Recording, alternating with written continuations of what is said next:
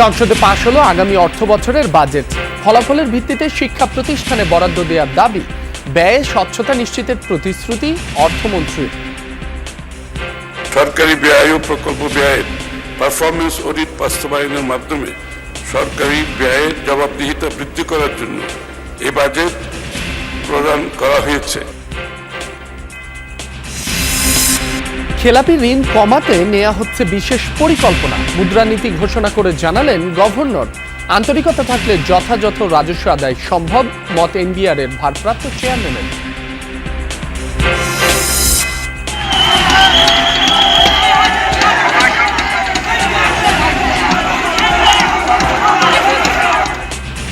আধিপত্য বিস্তার নিয়ে ফরিদপুরের ভাঙ্গায় 5 গ্রামবাসীর মধ্যে সংঘর্ষে একজন নিহত, আহত 20। ঢাকা ফরিদপুর বরিশাল মহাসড়কে 3.5 ঘন্টা যান চলাচল বন্ধ। এলাকার লোকেরা উত্তেজিত হয়ে যায়। উত্তেজিত হয়ে গেলে তখন বিপক্ষই সামনাসামনি আসে, তখন আমরা খবর পেয়ে দ্রুত ঘটনাস্থলে আসি, এসে পরিস্থিতি নিয়ন্ত্রণ করি।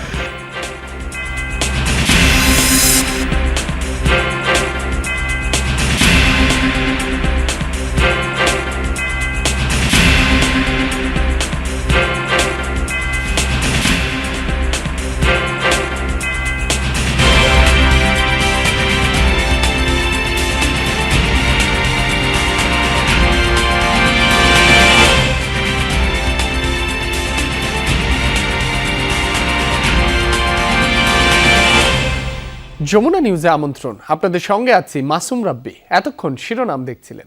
1998 সালের পর বিশ্বকাপে ফিরে শেষ 32-এর মঞ্চে ইতিহাস গড়ল নরওয়ে। আইভরি কোস্টকে 2-1 ব্যবধানে হারিয়ে নকআউটের মহাকাব্য লিখল স্ক্যান্ডিনেভিয়ান পরাশক্তিরা।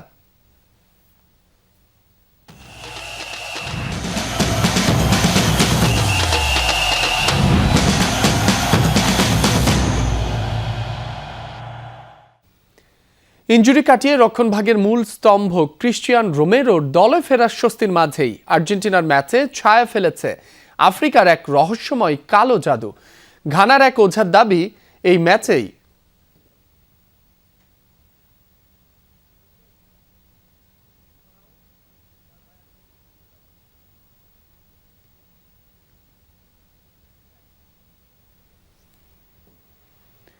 ইনজুরি কাটিয়ে রক্ষণভাগের মূল স্তম্ভ ক্রিস্টিয়ান রোমেরোর দলে ফেরার স্বস্তির মাঝেই আর্জেন্টিনার ম্যাচে ছায়া ফেলেছে আফ্রিকার এক রহস্যময় কালো জাদু।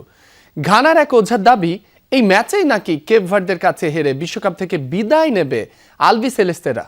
মাঠের রণকৌশল বনাম বাইরের এই মনস্তাত্ত্বিক যুদ্ধ, কে হাসবে শেষ হাসি? বিস্তারিত দেখুন রিপোর্টে।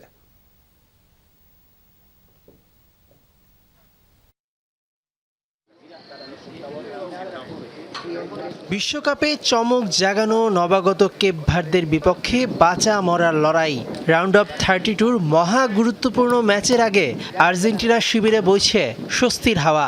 জর্ডানের বিপক্ষে বিশ্রামে থাকার পর হাঁটুতে চোট পাওয়া রক্ষণভাগের মূল স্তম্ভ ক্রিস্টিয়ান রোমেরো সোমবার পুরোদমে অনুশীলনে ফিরেছেন। চলতি বিশ্বকাপে এই প্রথম নিজের পুরো স্কোয়াডকে সম্পূর্ণ ফিট অবস্থায় পেলেন মাস্টার মাইন্ড লিওনেল স্ক্যালোনি। তবে একাদশ সাজাতে মধুর সমস্যায় কোচ। রোমেরো শেষ পর্যন্ত ফিট না হলে প্রস্তুত নিকোলাস ওতামেন্দি। লেফট ব্যাকে মেদিনার জায়গায় ফিরছেন তাগলিয়াফিকো। মাঝ মাঠে আলমাদা, পারেদেস নাকি লো সেলসো, চতুর্থ পজিশন নিয়ে চলছে লড়াই। তবে সবচেয়ে বড় থ্রিলিং সাসপেন্স আক্রমণ ভাগে লিওনেল মেসির সঙ্গী হিসেবে কে থাকছেন? দুর্দান্ত ফর্মে থাকা হুলিয়ান আলভারেজ নাকি চিলিং স্ট্রাইকার লাউতারো মার্তিনেজ? উত্তর মিলবে একদম শেষ মুহূর্তের অনুশীলনে। কিন্তু মাঠের এই নিখুঁত সমীকরণকে কাঁপিয়ে দিয়েছে ঘানা থেকে আসা এক অভিশাপের বার্তা। ঘানার কুখ্যাত ওঝা নানা কুয়াকু বুক ঠুকে ভবিষ্যৎবাণী করেছেন 4 জুলাই মিয়ামিতে কেপ ভার্দের কাছে হেরে বিশ্বকাপ থেকে ছিটকে যাবে আর্জেন্টিনা। এর আগে ইংলিশ অধিনায়ক হ্যারি কেইনকে অভিশাপ দিয়ে অবশ্য ব্যর্থ হয়েছিলেন এই ওঝা। কিন্তু নকআউটের মঞ্চে এই ব্ল্যাক ম্যাজিক আর মনস্তাত্ত্বিক চাপকে একদম উড়িয়ে দেওয়া যাচ্ছে না। তবে ইতিহাস ওঝার ব্ল্যাক ম্যাজিককে বৃদ্ধাঙ্গুলি দেখাচ্ছে। বিশ্বকাপে আফ্রিকান দলগুলোর বিপক্ষে 7 ম্যাচের 6টিতেই জিতেছে আলবিসেলেস্তেরা। 1990 সালে ক্যামেরুনের কাছে সেই ঐতিহাসিক হারের পর আর কোনো আফ্রিকান দল আর্জেন্টিনাকে টলাতেই পারেনি। এবারই প্রথম আফ্রিকার কোনো দলের বিরুদ্ধে নকআউট ম্যাচে নামছে আর্জেন্টিনা। ওঝার অভিশাপ নাকি স্ক্যালোনির রণকৌশল? মিয়ামির হার্ডরক স্টেডিয়ামে শেষ হাসি কে হাসবেন? মেহেদি নাইম, যমুনা স্পোর্টস। জাতীয় সংসদে পাশ হয়েছে 2026-27 অর্থ বছরের বাজেট, যার আকার প্রায় 9,38,000 কোটি টাকা। মঞ্জুরি দাবির ওপর আলোচনায় বলা হয় সর্বজনীন করা হয়েছে ফ্যামিলি কার্ড। কণ্ঠ ভোটে পাশ হলো 2026-2027 অর্থ বছরের 9,38,000 কোটি টাকার বাজেট। সকালে সংসদ নেতা প্রধানমন্ত্রী তারেক রহমানের উপস্থিতিতে দিনের শুরুতেই মঞ্জুরি প্রস্তাব নিয়ে শুরু হয় আলোচনা। এ সময় স্বাস্থ্য শিক্ষা ব্যবস্থার উন্নতিতে সরব হয় একাধিক সংসদ সদস্য। বলা হয় শিক্ষা প্রতিষ্ঠানের ফলাফলের ভিত্তিতে বরাদ্দ দেওয়া উচিত, সুবিধা দেবার ক্ষেত্রে দলীয়করণ হবে না, শিক্ষা এবং স্বাস্থ্য সেবার উন্নতির দাবি তোলেন একাধিক সংসদ সদস্য। জানান, রূপপুর পারমাণবিক বিদ্যুৎ কেন্দ্র থেকে আগস্ট মাসের শেষেই মিলবে বিদ্যুৎ। সরকারি ও প্রকল্প ব্যয়ের স্বচ্ছতা নিশ্চিতের প্রতিশ্রুতি দিয়েছেন অর্থমন্ত্রী। সরকারি ব্যয় ও প্রকল্প ব্যয়ের পারফরমেন্স অডিট বাস্তবায়নের মাধ্যমে সরকারি ব্যয়ের জবাবদিহিতা বৃদ্ধি করার জন্য এই বাজেট প্রদান করা হয়েছে। নীতি সুদ হার 10% অপরিবর্তিত রেখেই 2026-2027 অর্থ বছরের প্রথমার্ধের মুদ্রানীতি ঘোষণা করেছে বাংলাদেশ ব্যাংক। বেসরকারি খাতে ঋণ প্রবৃদ্ধির লক্ষ্যমাত্রা প্রায় 2% কমিয়ে নির্ধারণ করা হয়েছে 6.8%। যদিও অর্থবছর শেষে এই হার 8% উন্নীত হবে বলে আশা করছে নিয়ন্ত্রক সংস্থা। মঙ্গলবার বিকেলে মুদ্রানীতি ঘোষণার সময় গভর্নর জানান, খেলাপি ঋণ কমিয়ে আনতে 18 মাসের বিশেষ পরিকল্পনা হাতে নেওয়া হয়েছে। ঋণ বিতরণে অনিয়ম হলে সর্বোচ্চ শাস্তির আওতায় আনার ঘোষণা দেন তিনি। এগ্রিকালচারাল এবং রুরাল ইকোনমিতে আমরা টাকাটা বেশি দিতে চেয়েছি। স্টিমুলাস প্যাকেজের ওইটাও একটা অবজেক্টিভ। দেখবেন আমরা অনেক আনকনভেনশনাল জায়গা এজেন্সির সাথে কাজ শুরু করে দিচ্ছি। পিকেএসএফ সততা ও আন্তরিকতার সাথে কাজ করলে নতুন বাজেটের রাজস্ব আদায়ের লক্ষ্যমাত্রা অর্জন সম্ভব বলে মনে করেন নতুন এনবিআর চেয়ারম্যান আহসান হাবিব। বলেন, এটি কোনো বড় চ্যালেঞ্জ হবে না। এনবিআর চেয়ারম্যান আব্দুর রহমান খানের অবসরে ভারপ্রাপ্ত চেয়ারম্যানের দায়িত্ব পেয়েছেন রাজস্ব বোর্ডের সদস্য আহসান হাবিব। রাজস্ব আদায়টাও সততা আন্তরিকতার সাথে দক্ষতার সাথে সারা দিন রাত পরিশ্রম করে কাজ করতে থাকবো। আমি কোনো চ্যালেঞ্জ দেখি না, আমি দেখি যে আমাদের সামনে অপার সম্ভাবনা। জুলাই আন্দোলনে ছাত্র জনতাকে হত্যায় উস্কানি, নির্দেশনা, গণভবনে বৈঠক করে ছাত্রদের জঙ্গি তকমা দিয়ে হত্যাকাণ্ডে ষড়যন্ত্র সহ 3 অভিযোগে জাসদ নেতা হাসানুল হক ইনুকে 10 বছর করে 30 বছরের কারাদণ্ড দিয়েছেন আন্তর্জাতিক অপরাধ ট্রাইব্যুনাল। তবে তাকে সাজা ভোগ করতে হবে মাত্র 10 বছর। এই রায় সঠিক হয়নি বলে দাবি প্রসিকিউশনের। রায়ে সন্তুষ্ট নন আসামি পক্ষ, 2 পক্ষই যাবেন আপিলে। জাসদ সভাপতি হাসানুল হক ইনুর বিরুদ্ধে জুলাই আন্দোলন নিয়ে ভারতীয় গণমাধ্যমে মিথ্যা সাক্ষাৎকার, গণভবনে বৈঠক করে হত্যাকাণ্ডে উস্কানি, কুষ্টিয়ায় 6 জনকে হত্যাসহ 8টি অভিযোগ আনা হয়। বিচার চলাকালে রাষ্ট্রপক্ষ থেকে সাক্ষ্য দেন 10 জন, ইনুর পক্ষে 2 জন দেন সাফাই সাক্ষ্য। মঙ্গলবার বিচার শেষে ইনুর মামলায় রায় ঘোষণা করেন ট্রাইব্যুনাল 2। পরাজিত ফ্যাসিবাদের অবশিষ্ট শক্তিকে রুখে দিতে জুলাইয়ের চেতনাকে বাঁচিয়ে রাখার আহ্বান জানিয়েছেন বিএনপির সিনিয়র যুগ্ম মহাসচিব রুহুল কবির রিজভী। জুলাই আগস্টের ঐতিহাসিক গণঅভ্যুত্থান স্মরণে 1 জুলাইয়ের প্রথম প্রহরে কেন্দ্রীয় শহীদ মিনারে ছাত্রদলের মোমবাতি প্রজ্বলন কর্মসূচিতে তিনি এই আহ্বান জানান। রিজভী বলেন, জুলাইয়ের শহীদদের আত্মত্যাগ অন্যায়ের বিরুদ্ধে লড়াইয়ের প্রেরণা যোগায়। তাই শহীদদের স্মরণ কোনো একদিন বা 1 মাসের মধ্যে সীমাবদ্ধ রাখা যাবে না, তাদের আদর্শ প্রতিদিন ধারণ করতে হবে। এ সময় তিনি বলেন, শহীদদের চেতনা ভবিষ্যতে কোনো স্বৈরাচার, ফ্যাসিবাদ বা গণবিরোধী শক্তিকে মাথাচাড়া দিয়ে উঠতে দেবে না। এ সময় ছাত্রদলের কেন্দ্রীয় নেতাদের পাশাপাশি বিভিন্ন পর্যায়ের নেতাকর্মীরা উপস্থিত ছিলেন। ফ্যাসিস্ট পরাজিত হয়েছে বটে, কিন্তু তার ভগ্নাংশ, তার অবশিষ্টাংশ এখনো কিন্তু রয়েছে নানা জায়গায়। কোনো অগণতান্ত্রিক, স্বৈরাচারী কোনো ধরনের পদক্ষেপ কোনো শক্তির যাতে আর আগমন না ঘটতে পারে। তাই তাদের স্মৃতি একটি মাসের জন্য নয়, একটি দিনের জন্য নয়। ফরিদপুরের ভাঙ্গায় 5 গ্রামবাসীর মধ্যে সংঘর্ষে একজন নিহত হয়েছে। এ সময় আহত হয় পুলিশ সহ অন্তত 20 জন। মঙ্গলবার সন্ধ্যা 6:30 থেকে রাত 10টা পর্যন্ত ভাঙ্গা বাসস্ট্যান্ড এলাকার এক্সপ্রেসওয়েতে এ সংঘর্ষ চলে। পুলিশ জানায়, কয়েক মাস আগে এলাকায় আধিপত্য বিস্তার নিয়ে কাপুরিয়া সদরদি গ্রামের ইসমাইল মুন্সির ভাগ্নে এরদুলকে মারধর করে হাসামদিয়া গ্রামের ফয়সাল সর্দার সহ কয়েকজন। এরপর বিষয়টি মীমাংসা হয়। পরবর্তীতে মঙ্গলবার সন্ধ্যায় ফয়সাল সর্দার সহ কয়েকজন যুবককে মারধর করে এরাদুল ও তার সমর্থকরা। পরে টর্চ লাইট জ্বালিয়ে সংঘর্ষে জড়ায় দুই পক্ষের মানুষ। গুলিবিদ্ধ হয় 2 জন। ঢাকা ফরিদপুর বরিশাল মহাসড়কে প্রায় 3.5 ঘন্টা বন্ধ থাকে যান চলাচল। বিপাকে পড়েন যাত্রীরা। গুলিবিদ্ধ 2 জনকে উদ্ধার করে ঢাকা মেডিকেলে আনলে একজনের মৃত্যু হয়। খবর পেয়ে ঘটনাস্থলে পৌঁছালে হামলার শিকার হয় পুলিশের কয়েকজন সদস্য। পরবর্তীতে অতিরিক্ত পুলিশ সদস্য গিয়ে পরিস্থিতি নিয়ন্ত্রণে আনে। অভিযোগ পেলে ব্যবস্থা নেওয়ার আশ্বাস। সদরটি 2 ছেলেকে হাজামদিয়ার ছেলেরা এলাকারই ছোট ছোট বাচ্চারা তারা ওখানে নিয়ে গেছে, ওদেরা নিয়ে মারধর করছে। এই কথা শুনে এই এলাকার সদরটির লোকেরা উত্তেজিত হয়ে যায়।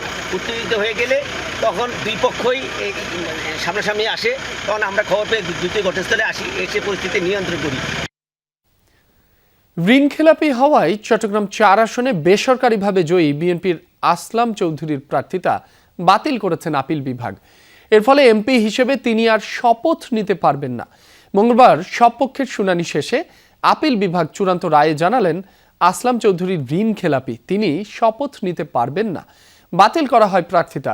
এই রায়কে মাইল ফলক উল্লেখ করেছেন জামায়াতের প্রার্থী আনোয়ার সিদ্দিকীর আইনজীবী শিশির মনির। এই আসনে নতুন করে নির্বাচন হলে তাতে আসলাম চৌধুরীর অংশগ্রহণে বাধা নেই বলে জানান অ্যাটর্নি জেনারেল রুহুল কুদ্দুস কাজল। ত্রয়োদশ জাতীয় সংসদ নির্বাচনে চট্টগ্রাম 4 আসনে বিএনপির প্রার্থী হিসেবে মনোনয়ন পান আসলাম চৌধুরী। তবে ঋণখেলাপির বোঝা মাথায় থাকলেও তার প্রার্থিতা বৈধ ঘোষণা করেন নির্বাচন কমিশন। পরে কমিশনের সিদ্ধান্তের বিরুদ্ধে তার প্রতিদ্বন্দ্বী জামায়াতের প্রার্থী উচ্চ আদালতের দ্বারস্থ হন।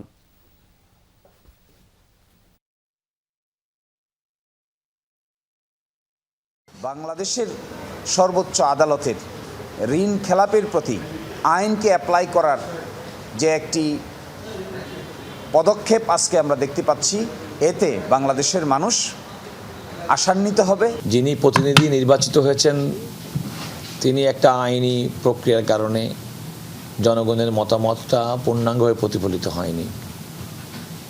আমি প্রত্যাশা করি যে জনগণ তাদের মতামত আবার প্রকাশ করার সুযোগ পাবে। এদিকে চট্টগ্রাম 4 আসনে বিএনপির প্রার্থী আসলাম চৌধুরীর প্রার্থিতা বাতিলের রায়ের পর সীতাকুণ্ডে ঢাকা চট্টগ্রাম মহাসড়কের বিভিন্ন অংশ অবরোধ করে বিক্ষোভ করেছেন তার সমর্থকরা। বিকেল 3টার পর থেকে সীতাকুণ্ডের কুমিরা, ফকিরহাট, ফৌজদারহাট, লিংক রোড, ছোট দারোগাহাট সহ বিভিন্ন অংশে কিছু সময়ের জন্য মহাসড়ক অবরোধ করে তারা। কোথাও কোথাও সড়কে টায়ার জ্বালিয়ে ও গাছের গুঁড়ি ফেলে যান চলাচল বন্ধ করে দেওয়া হয়। সড়ক অবরোধের কারণে উভয় দিকে প্রায় 10 কিলোমিটার এলাকায় যানজট সৃষ্টি হয়। পরে এক ভিডিও বার্তায় এলাকার বাসিন্দা ও নেতাকর্মীদের হতাশ না হয়ে ধৈর্য ধরার আহ্বান জানান আসলাম চৌধুরী। এছাড়া রাস্তা অবরোধ তুলে নেওয়ার আহ্বানও জানান তিনি। জনগণের বুকে চট্টগ্রামের সমস্ত আসনের সবচেয়ে বেশি ভোট পেয়েছে আসলাম চৌধুরী। জনগণ যেখানে ম্যান্ডেট দিয়েছে সেখানে নীল নকশার কোন ধরনের রায় কিন্তু জনগণ এটা মেনে নেবে না। এই রায় ষড়যন্ত্র রায়ের বিরুদ্ধে এইভাবে হতে দাঁড়াই আমরা সফল হবে ইনশাআল্লাহ। ভারতের নিরাপত্তা ও স্পর্শকাতর ইস্যু মাথায় রেখেই তিস্তা মহাপরিকল্পনা বাস্তবায়ন করবে সরকার। তবে এই প্রকল্পে চীনের আর্থিক ও কারিগরি সহায়তা নেওয়া হবে কি না সেই সিদ্ধান্ত এখনো হয়নি বলে জানিয়েছেন প্রধানমন্ত্রীর তথ্য উপদেষ্টা। সচিবালয়ে নিয়মিত ব্রিফিংয়ে তিনি বলেন, চীন যে অর্থনৈতিক করিডোরের প্রস্তাব দিয়েছে এর সম্ভাব্যতা যাচাই করা হবে। দেশের স্বার্থ বিবেচনা করে এক্ষেত্রে সিদ্ধান্ত হবে। ইন্ডিয়া বা অন্য যে কোনো দেশ তারও জায়গা থেকে ধরুন কারো যদি সিকিউরিটি কনসার্ন থাকে, এইসব কোনো রকম কোনো কনসার্নের ব্যাপারে বাংলাদেশ কোনো আপোষ করবে না। চায়নার এই কাজে প্রচুর এক্সপার্টিজ আছে, চায়নার প্রচুর ফান্ড আছে। আমরা এখনো বলিনি যে চায়নার সাথে আমরা তাদের অর্থায়নে কাজ করব। মিয়ানমার হয়ে যে কানেক্টিভিটির কথা বলা হচ্ছে, যে করিডোরের কথা বলা হচ্ছে, সেটা এখন অনেকগুলো ভ্যারিয়েবলস আছে। হামের চলমান প্রকোপের মাঝেই ডেঙ্গুরও ভয়াবহ রূপের আশঙ্কা করছেন জনস্বাস্থ্য বিশেষজ্ঞরা। ডেঙ্গু এরই মধ্যে প্রাণ কেড়েছে 18 জনের, যাদের মধ্যে 13 জন মারা গেছেন জুন মাসেই। হাম রোগ প্রতিরোধ ক্ষমতা কমে যাওয়া, দুর্বল মশা নিয়ন্ত্রণ ব্যবস্থা আর ডেঙ্গুর অনুকূল আবহাওয়ায় সামনের দিনগুলোতে ঝুঁকি আরও বাড়বে বলেই মত বিশেষজ্ঞদের। তাই দিয়েছেন সারা দেশে ডেঙ্গু নিয়ন্ত্রণ কার্যক্রম জোরদার আর হাসপাতালগুলোকে প্রস্তুত রাখার পরামর্শ। জনস্বাস্থ্য বিশেষজ্ঞের মতে শুধু ওষুধ ছিটিয়ে ডেঙ্গু নিয়ন্ত্রণ সম্ভব নয়, গুরুত্ব দিতে হবে এডিস মশার প্রজনন স্থল ধ্বংস, লার্ভা নিধন এবং নিয়মিত মশক নিয়ন্ত্রণ কার্যক্রমে। মাজা ব্যথা, বুকের লাঞ্চের সমস্যা হয়েছে নাকি জানি না। একটা দুর্বলতা আছে, মাথা নিচের কেমন করে, অস্বস্তি বোধ করি, পেট খারাপ, গায়ে গাতের ব্যথা আছে। গতকাল ডেঙ্গু রোগী ছিল 17 জন, আজকে হয়েছে 32 জন। ডেঙ্গু বাড়ার জন্য একটি উর্বর ক্ষেত্র রয়েছে, অন্যদিকে মানুষের অধিকাংশের শরীরে রোগ প্রতিরোধ ক্ষমতা কম। এই তিনের সমন্বয়ে ডেঙ্গুর একটি ভয়াবহ অবস্থা তৈরি হওয়ার সমূহ আশঙ্কা রয়েছে। চট্টগ্রামে নোঙর করা একটি মাছ ধরার ট্রলারে বিস্ফোরণের ঘটনায় 6 জন দগ্ধ হয়েছেন। এদের মধ্যে 3 জনের অবস্থা গুরুতর হওয়ায় তাদের ঢাকা বার্ন ইনস্টিটিউটে আনা হচ্ছে। দুপুরে বন্দরনগরীর সদরঘাটে এই ঘটনা ঘটে। আহতরা জানান, হঠাৎই ট্রলারটি ইঞ্জিন রুমে বিকট শব্দে বিস্ফোরণ হয়, সাথে সাথেই এতে আগুন ধরে যায়। এ সময় ট্রলারে থাকা 3 জন এবং পার্শ্ববর্তী ট্রলারের 3 জন দগ্ধ হন। পরে তাদের উদ্ধার করে চট্টগ্রাম মেডিকেলে নেওয়া হয়। দুর্ঘটনা কবলিত ট্রলারে থাকা 3 জনের শ্বাসনালী ও শরীরের শতভাগ পুড়ে যাওয়ায় তাদের ঢাকা বার্ন ইনস্টিটিউটে রেফার করা হয়। ফার্স্টে একটা জাহাজ ছিল আমাদের কোম্পানির, ওটাতে কি ইঞ্জিন কি জেনারেটর ইঞ্জিন বাস্ট হয়েছে না কম্প্রেসার ইঞ্জিন বাস্ট হয়েছে ওদের কিন্তু আমরা জানি না, ওদের কিন্তু আমরা শিওর জানি না। আমরা জানি যে আগুন লাগছে। একটা বিকট একটা আওয়াজ হলো, আওয়াজ হলে এরা দুজনে সামনের দিকে লাফ দিল, ফাঁসে যাচ্ছে। আমি পড়ে গেছি, পড়ে গেলে আমার হাতের মাংস টাংস পুড়ে গেছে। 3 জন গুরুতর আহত, প্রায় 100% বার্ন, ওদেরকে আমরা ঢাকায় রেফার করেছি। আর বাকি 3 জন আমাদের এখানে ভর্তি আছে। ভারতের ত্রিপুরা রাজ্যের মুখ্যমন্ত্রী ডাক্তার মানিক সাহাকে শুভেচ্ছা উপহার হিসেবে আম পাঠিয়েছেন প্রধানমন্ত্রী তারেক রহমান। মঙ্গলবার দুপুরে ব্রাহ্মণবাড়িয়ার আখাউড়া সীমান্ত পথে আমগুলো আগরতলায় নিযুক্ত বাংলাদেশের সহকারী হাই কমিশনারের কাছে পৌঁছে দেওয়া হয়। 120 কার্টন আমের মধ্যে 600 কেজি আম্রপালি ও হাড়িভাঙ্গা আম রয়েছে। বাংলাদেশের সহকারী হাই কমিশনার হাসান আল বাশার আবু উলাই মুখ্যমন্ত্রী মানিক সাহা ও তার রাজ্যের গুরুত্বপূর্ণ ব্যক্তিদের কাছে আমগুলো পৌঁছে দেবেন বলে জানিয়েছেন সংশ্লিষ্টরা। জন্মসূত্রে মার্কিন নাগরিকত্ব বহাল রাখল দেশটির সুপ্রিম কোর্ট। ভেস্তে গেল ডোনাল্ড ট্রাম্পের অভিবাসন নীতি। মঙ্গলবার বিচারপতিরা 6-3 ভোটের ব্যবধানে এই ঐতিহাসিক রায় দেয়, যারই মাধ্যমে যুক্তরাষ্ট্রে জন্ম নেওয়া প্রায় সবার জন্যই জন্মসূত্রে নাগরিকত্ব অধিকার বহাল থাকল। ট্রাম্পের অভিবাসন বিরোধী কঠোর অবস্থানের বিরুদ্ধে আদালতের এই রায়কে বড় ধাক্কা বলছেন বিশ্লেষকেরা। বাবা মা মার্কিন নাগরিক বা গ্রিন কার্ডধারী না হলে সন্তান যুক্তরাষ্ট্রে জন্ম নিলেও নাগরিকত্ব পাবে না। অভিবাসন ঠেকাতে নিজের এমন বিতর্কিত নির্বাহী আদেশ জারি করেছিলেন ডোনাল্ড ট্রাম্প। তবে এই আদেশ মার্কিন সংবিধানের 14তম সংশোধনীর পরিপন্থী। যুক্তরাষ্ট্রের মাটিতে জন্ম নেওয়া কিংবা আইনি প্রক্রিয়া আসা সব ব্যক্তি মার্কিন নাগরিক। সংবিধানের এই ধারাকেই বহাল রাখল সুপ্রিম কোর্ট। দর্শক, এই ছিল যমুনা নিউজের এখনকার আয়োজনে। এতক্ষণ যারা সাথে ছিলেন সবাইকে ধন্যবাদ।